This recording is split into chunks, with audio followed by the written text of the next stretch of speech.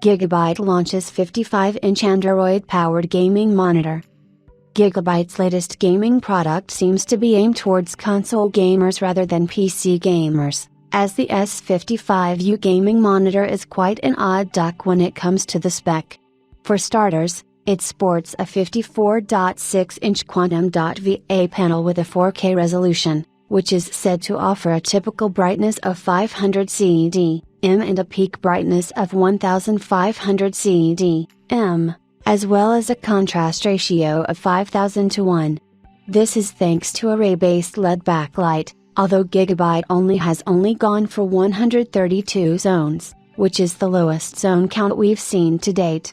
It has a refresh rate of 120 Hz and it has a response time of 5 ms on average, although Gigabyte also quotes a minimum response time of 2 ms. The panel is said to deliver 140% of the sRGB color space and 96% of DCI-P3. It also supports FreeSync Premium, VRR and ALM, which means gaming should be pretty much tear-free. Dolby Vision, HDR10, HDR10 Plus and the HLG HDR standards are also part of the package. However, as the S55U is a not TV, it has two HDMI 2.1 ports, one with IRC, both of which are capable of 48 Gbps signals, as well as two HDMI 2.0 ports, but it lacks a display port, making it just as PC-friendly as your average TV.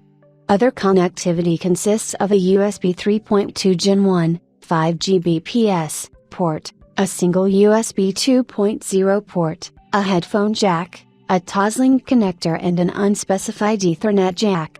There's also built-in support for Wi-Fi and Bluetooth, as well as a pair of 10W speakers. Despite not being a TV, the S55U runs an unspecified version of what appears to be Android TV and it's said to have support for Chromecast, the Google Assistant and maybe more importantly, Google Play.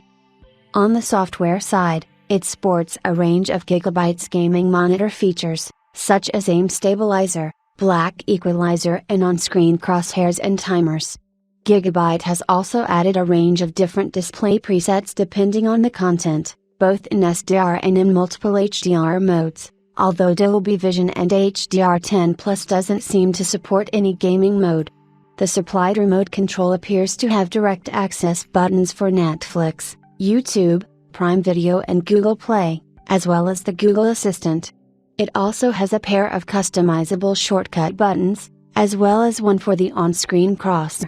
There's no word on pricing, but it'll most likely cost more than most 55-inch TVs that aren't using an OLED panel.